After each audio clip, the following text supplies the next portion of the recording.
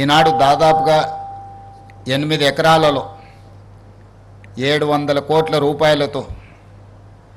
1400 సంవత్సరాల పురాతనమైన ఆలయం ఆనాటి రాచకూటుల నుంచి 800 సంవత్సరాల క్రితం కాకతీయుల వరకు ఈ ప్రాంతాన్ని సందర్శించడం, ఈ ప్రాంతంలో యోగులు ఇక్కడ తపస్సు చేయడం, ఈ ప్రాంతానికి ఒక గొప్ప చరిత్ర ఉన్నది. ఈ చరిత్ర కనుమరుగు కాకూడదు, ఈ చరిత్రను భవిష్యత్ తరాలకు అందించాలన్న ఆలోచన ముఖ్యంగా మచ్కుందా నది వికారాబాద్ అడవుల్లో పుట్టి మూసీ నదిగా మారి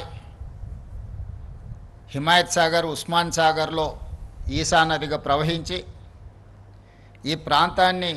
పునీతం చేస్తున్న 2 నదులను ప్రక్షాళన చేయాలి.